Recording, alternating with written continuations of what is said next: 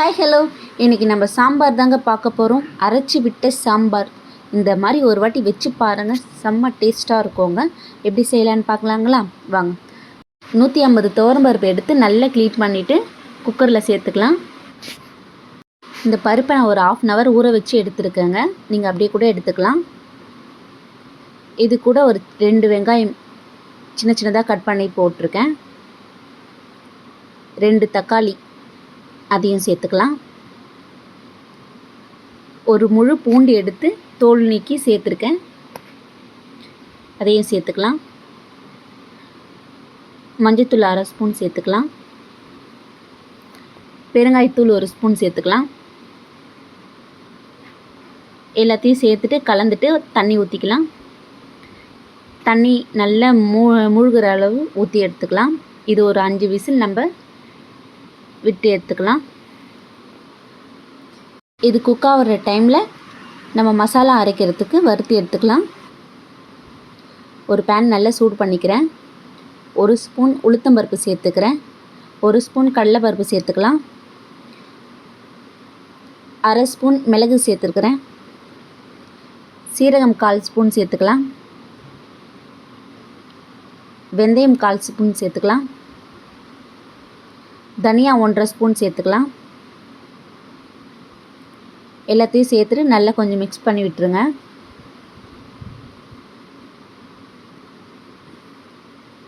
இப்போ ஒரு 12 காஞ்ச மிளகாய் நான் சேர்த்துக்கிறேன்.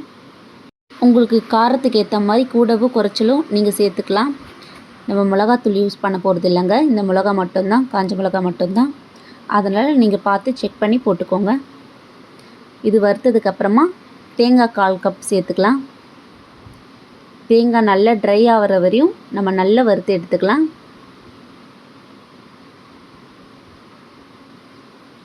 அப்போ தாங்க சாம்பார் சீக்கிரமாக கெட்டு போகாது, இல்லைன்னா சீக்கிரமாக கெட்டு போயிடும். இப்போ பெருங்காயத்தூள் கொஞ்சமாக சேர்த்துக்கலாம். பெருங்காயத்தூள் சேர்த்துட்டு ஆஃப் பண்ணிவிடுங்க. இப்போ இதை ஆற வச்சு நல்லா அரைச்சி எடுத்து வந்துடலாம். தண்ணி ஊற்றி அரைச்சி எடுத்துடலாம். இப்போ சாம்பார் தாளிக்கிறதுக்கு குக்கரில் 2 ஸ்பூன் ஆயில் விட்டுருக்கேன். 2 ஸ்பூன் நெய் விட்டுருக்கேன். நெய் ஆப்ஷனல் தாங்க, ஆனால் இது போட்டிங்கன்னா நல்ல ஃப்ளேவர் நல்லாயிருக்கும். இந்த சாம்பாருக்கு சூப்பராக இருக்கும்.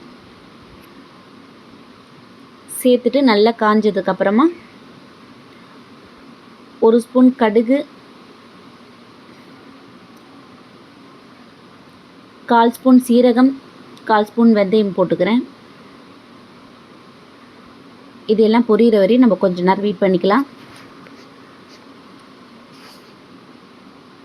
100 கிராம் அளவு சின்ன வெங்காயம் சேர்த்துருக்கேன்.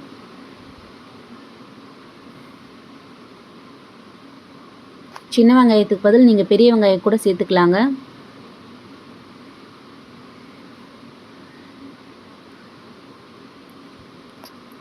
நல்லா வதக்கிடலாம். இப்போ ஒரு தக்காளி கட் பண்ணி வச்சுருக்கேன், அதையும் சேர்த்துக்கலாம்.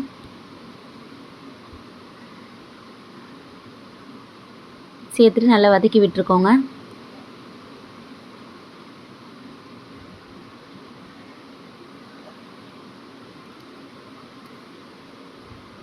இப்போ உங்கள் விருப்பத்துக்கு ஏற்ற மாதிரி நீங்கள் காய் சேர்த்துக்கலாம். நான் ஒரு 5 கத்திரிக்காய் எடுத்திருக்கேன். ஒரு சின்ன கேரட் எடுத்திருக்கேன். ஒரு 10 பீன்ஸ் எடுத்திருக்கேன். ஒரு முருங்கைக்காய் எடுத்திருக்கேன். மாங்காய் பீஸ் கொஞ்சமாக எடுத்திருக்கேன். போட்டுட்டு நல்லா மிக்ஸ் பண்ணி விட்டுடலாம். எண்ணெயிலேயே நல்லா வதங்குற அளவு நம்ம நல்லா மிக்ஸ் பண்ணி விட்டுடலாம்.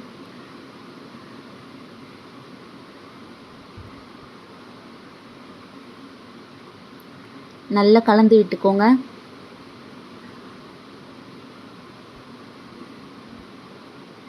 எண்ணெயிலே ஓரளவு வதங்கிடுச்சு. இப்போ இந்த அரைச்சி வச்சுருக்க இந்த பேஸ்ட்டு நம்ம இதோட கலந்து விட்டுடலாம்.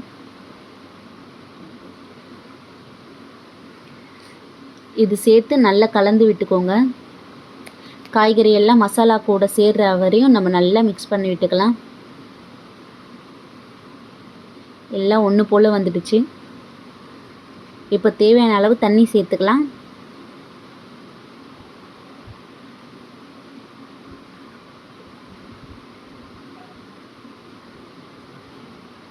தண்ணி சேர்த்து நல்லா கலந்து விட்டுட்டு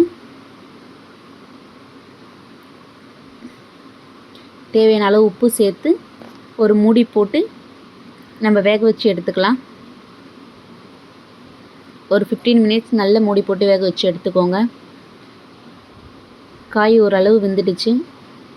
இப்போ சின்ன நெல்லிக்காய் சைஸ் அளவு புளி எடுத்து நான் கரைச்சி வச்சுருக்கேன். நம்ம ஆல்ரெடி மாங்காய் போட்டிருக்கோம். மாங்காய் போட்டு இருந்தீங்கன்னா மாங்காவோட புளிப்பு பார்த்துட்டு நீங்கள் புளி கூடவோ குறைச்சலோ சேர்த்துக்கோங்க. இப்போ நல்லா கொதிச்சிடுச்சு. காயும் நல்லா வெந்துடுச்சு.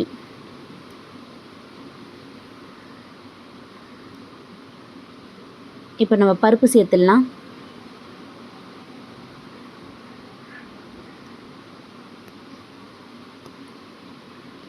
பருப்பு சேர்த்து நல்லா கலந்து விட்டுக்கோங்க. உப்பு செக் பண்ணிக்கோங்க. தண்ணி தேவைன்னா இந்த டைமில் நீங்கள் ஊற்றிக்கலாம்.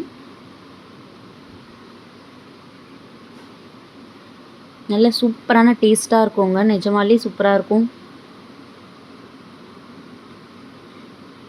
சாம்பார் ரெடி ஆகிடுச்சு. இப்போ கொத்தமல்லி தழை தூவி நம்ம இறக்கிடலாம்.